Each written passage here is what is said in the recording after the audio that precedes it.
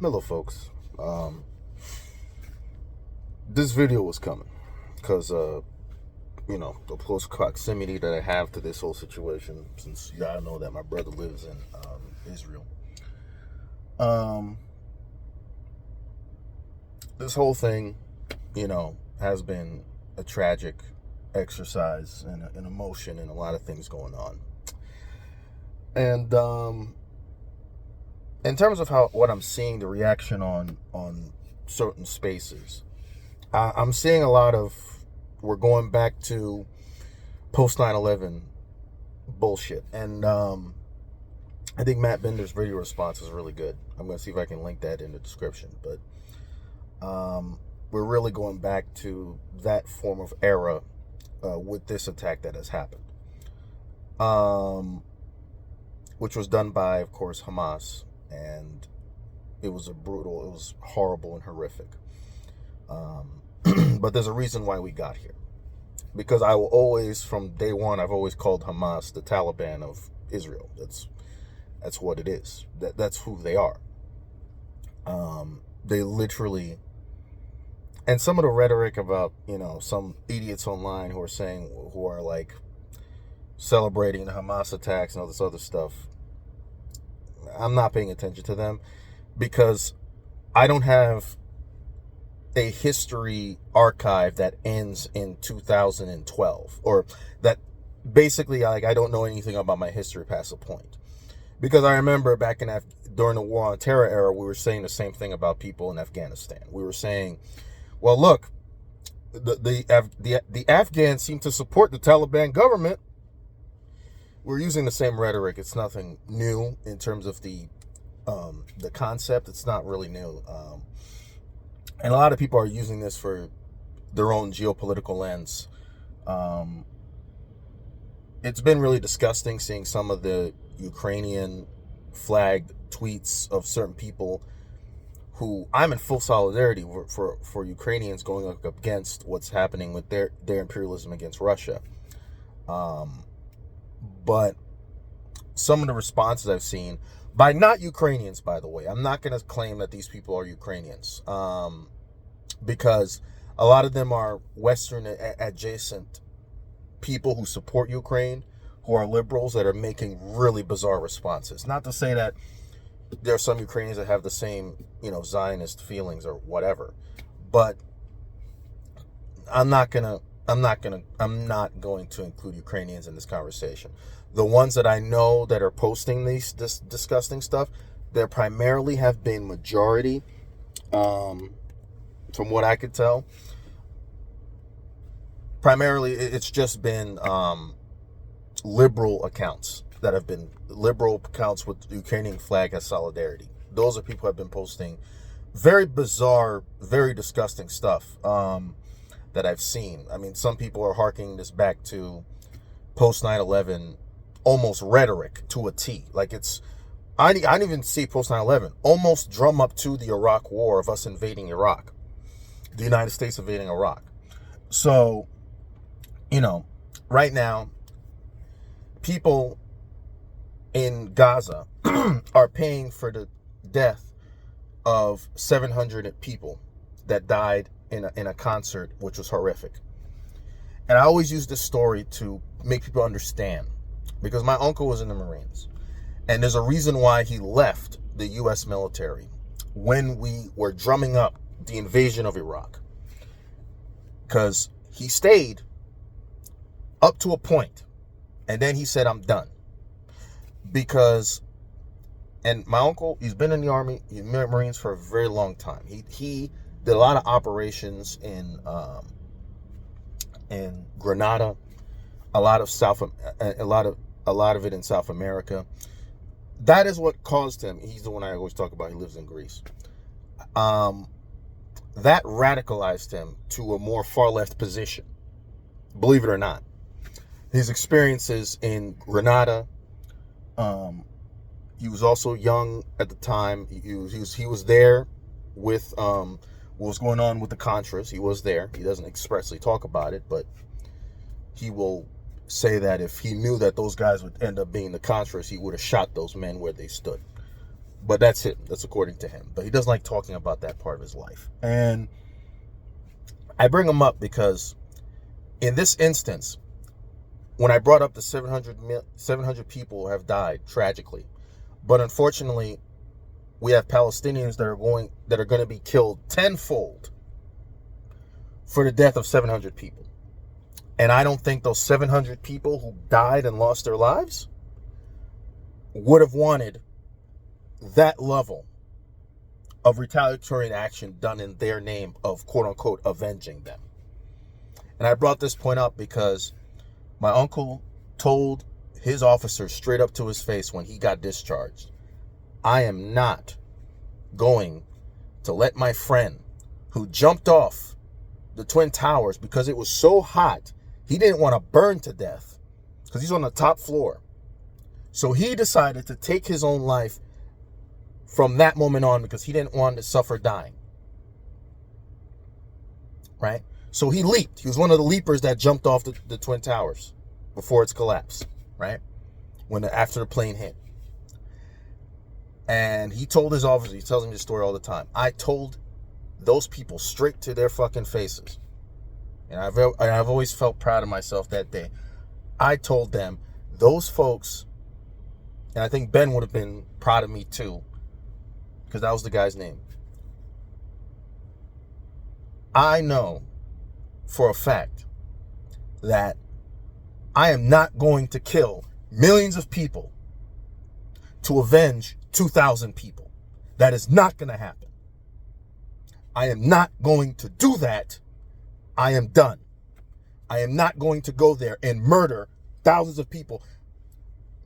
His life is not the equivalent of 150,000 Afghan lives. I am not doing that. And he walked out. And he discharged. He left. You know? I brought this point up because this is like the cycle of violence that keeps going on. And the issue has again, the power symmetry difference. Because the fact of the matter is, Netanyahu already said back in 2019, he told you people this, that the plan was always to separate Palestinians from Gaza from Palestinians from the West Bank in terms of their plans. That was always the plan. And even then, we find out Netanyahu was more concerned about the West Bank and the settler project there than he was the Gaza Strip. Because for him, it serves as political capital for him to do what he does. Right? That's what it does. He said this in 2019. Motherfucker told you this. What disgusts me more than anything is that there are people out there who really don't give a shit about this conflict. I'm already seeing people say this is religious extremism on both sides. No, that's not what this is. You guys want to say this about South Africa. You just wouldn't say this. Right? Matter of fact, we'd be having a very different conversation. Because then the real feelings of people would start coming out. Because we're talking about apartheid South Africa here. But that's a whole different conversation. But there's a reason why South Africa looks at what's happening in Israel and they say, yeah, this is us. But this is us if we kept South Africa, if we kept the apartheid system, if we kept it going and we didn't just stop it. Right? And the fact of the matter is, I am not going to celebrate what Hamas did because, in all honesty, they're a far-right organization.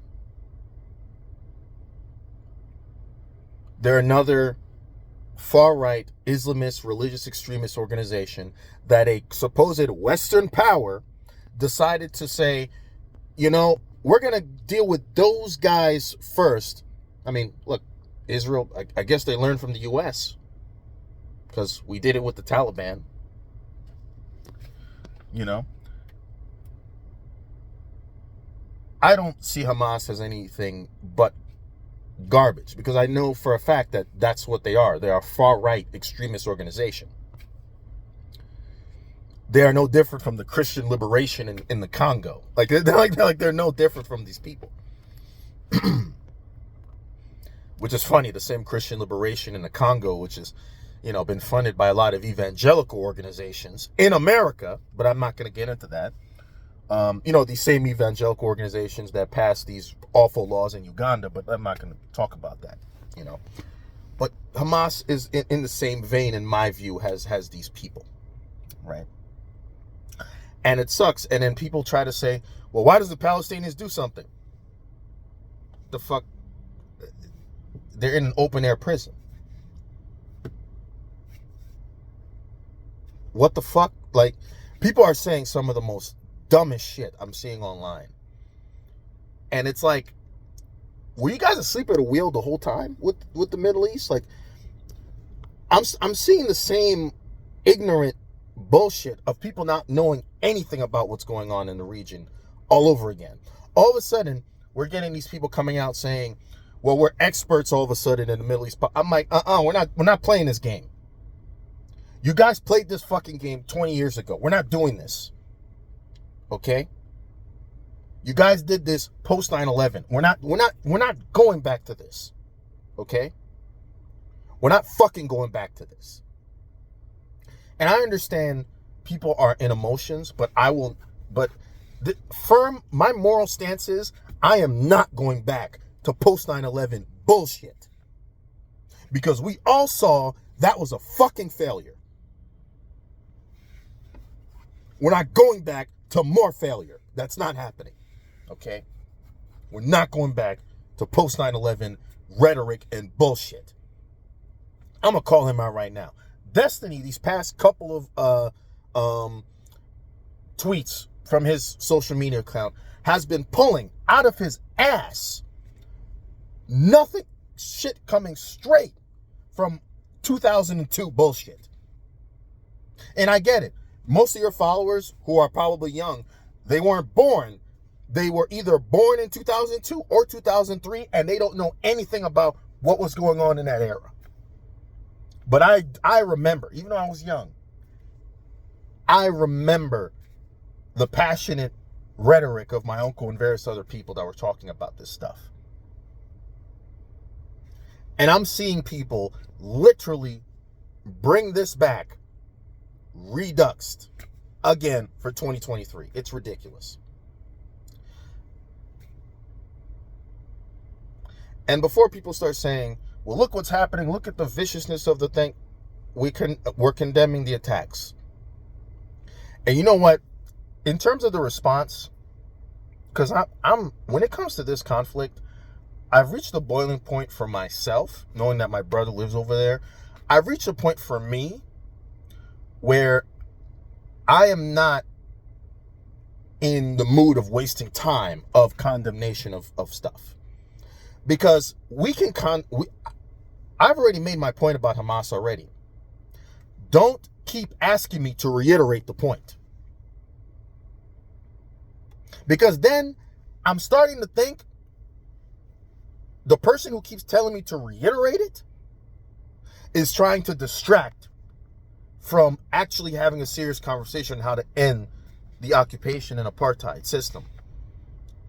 I'm starting to think this is an excuse for you guys to not actually sit down. If someone comes to me and they say, condemn what happened, I'm going to condemn it. Then I'm going to say in reverse, let's talk about ending the occupation. And I'm not talking about two-state solution either. That's a fantasy. Because all two-state is prolonging the inevitable of colonialism. I don't have time for that shit. We're either going to discuss what are we going to do with the one-state solution. That is the only thing that is viable at this point. And I understand why the far-right elements in Israel don't want a one-state solution. Because, lo and behold, that means in 50 years into the future, holy fuck, we may have a Palestinian as prime minister. That's a scary thought for some of the folks who seem to be just ultra nationalists and only care about this being a Jewish state only. Right? So, for me, this whole thing has happened, and I'm seeing people say, well, Palestinians have soiled their reputation over what happened, and I'm hearing this talk, and I'm just like, I'm hearing these people say that, and I'm just liberals that I've seen on Twitter saying certain things, and I'm responding to them back, and I'm telling them, okay, so Palestinians are Hamas to you. You're conflating a whole group of people with a far-right fundamentalist organization that they have no control over. And essentially Hamas is an insurgency group that essentially has semi-dictatorial control of the region, of the Gaza Strip in terms of their influence at this point, right? Because they're militants. You know, people with guns, they have the more power, unfortunately, when they're more armed in that way. So, if you want to keep having this conversation and you say, well, look, you have to condemn Hamas every time. And I'm like, listen, we can do that till our fucking oxygen levels go over the way. But we're not going to sit down and have a serious conversation about ending the occupation, are we? Because you keep telling me to keep condemning these attacks. I've done it 300 fucking times already. Yet, you guys flip out when we say, well, Palestinians have died too. You guys don't really seem to ask for the condemnation of the Israeli government. All I'm hearing from Western media is, well, Israel has a right to defend itself. Israel has a right to defend himself. No, that's not. No, that's not going to work here. Okay? It's collective punishment.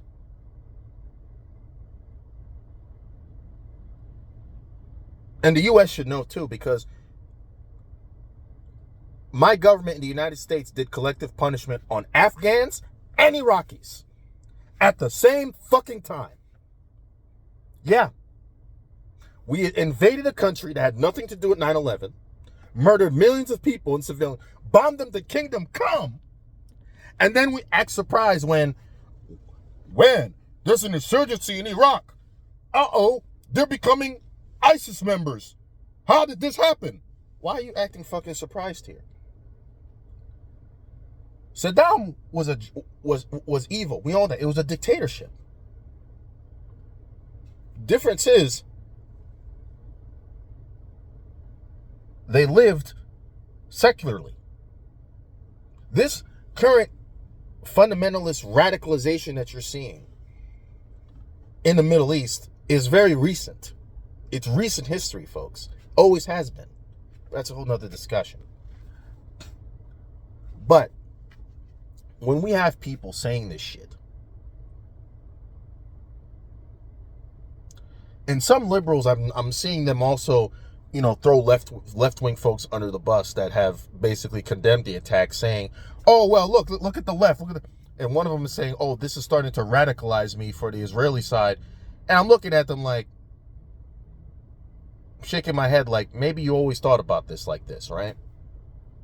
Maybe you already had dehumanizing thoughts about Palestinians from the get-go. I can't read your fucking mind, but the way you're saying it makes me think that you never gave a fuck about these people.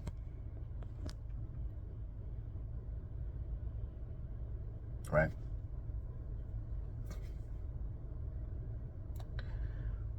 But it's, we're going to keep doing this. And folks are going to be like, well,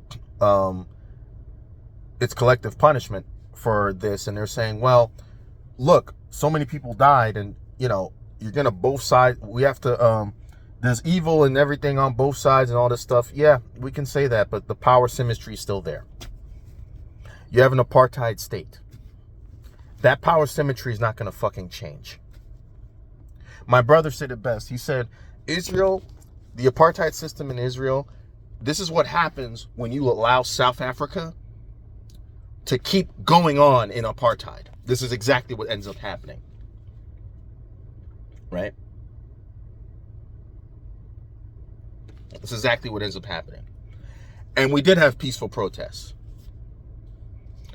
You got people who are acting really fucking obtuse, saying, well, this is what Palestinians want, violent. And I'm just like, no, we had peaceful protests. Majority of Palestinians are talking about, let's do the BDS thing. Let's have a secular liberation movement. We don't want Hamas to represent us.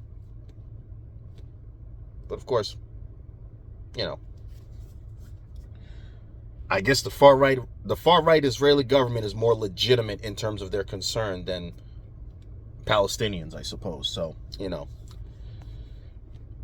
it's interesting to see that nonetheless, but this is not the first time the United States has backed a far right government in another country for their own interest. So that's just kind of how I see it in the totality of it. But the fact of the matter is, this is not going to stop because we are in an apartheid system in Israel. It's not going to stop. Okay? You know how this stops? Ending the occupation. Actually pushing steps to right of return. Giving Palestinians full equal rights under the fucking law. Start actually giving food, open up blockade, giving electricity, doing things, build infrastructure over in Gaza. Start doing things that actually solve the fucking problem. And guess what happens? Less people decide in their desperation because they don't have nothing to decide maybe we should go join Hamas. And I want to bring this point very clear to people on this point here too.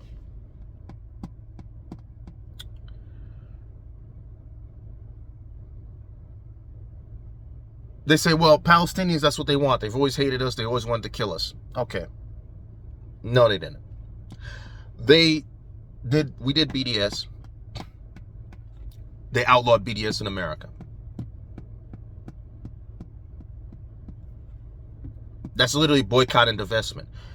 Palestinians, knowing it was an apartheid system, they looked to their South African compatriots and they said, we're going to do the same thing we did in South Africa.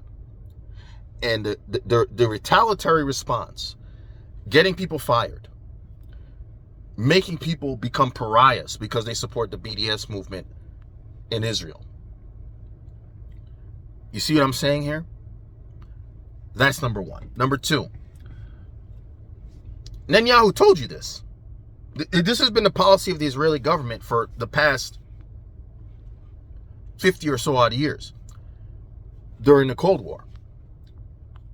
You guys murdered all the Palestinian liberation nationalist fronts. You killed a lot of these leaders. You murdered them. Those were the secular factions that Israel eliminated as quickly as they could because they knew that if those groups got traction, the whole Zionist far-right project would be fucked. They knew it. Because guess what? There were Israelis that were starting to join those secular Palestinian liberation fronts. That kind of started scaring them. And so they decided we'd rather fund and prop up Hamas than even have the idea of dealing with the PLO or the various organizations that came prior that were unfortunately murdered by Mossad and various other various other things that have happened. So, you know, if you guys want to have a conversation, be like, all they have is Hamas. Yeah, because everyone else that you want to deal with, you murdered, and they're fucking dead. They're fucking dead.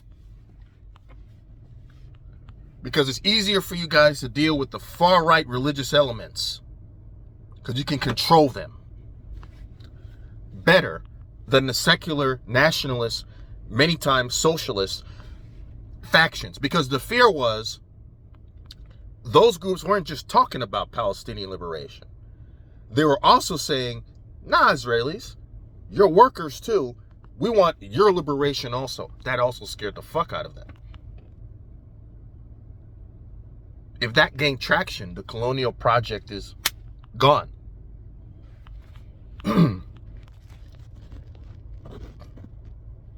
There will be no settlements because Palestinians are equal under the law. So that was the fear. That was always the fear those elements always had. But for me, I have come to that conclusion for myself that I'm not cynical. I'm overly hopeful that things are probably going to make a turn eventually, because let's be honest, this is not tenable. You can't have apartheid forever. It's not tenable. Apartheid systems, they can last, but they never last thousands of years.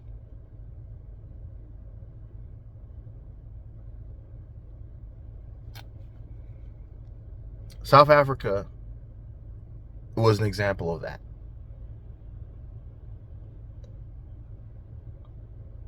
Same with Rhodesia, but that's a whole nother conversation. But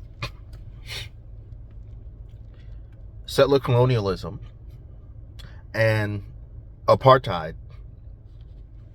this thing is always going to be a cycle. And there will always be violence perpetrated by the innocents and the civilians on Israeli and Palestinians. Unfortunately, the Palestinians are going to get 20 times more of the fold of the violence. So, regardless of the fact, I made my case. And shame on people who are out here trying to bring back, it's disgusting, trying to bring back the fervor of post 9/11 garbage.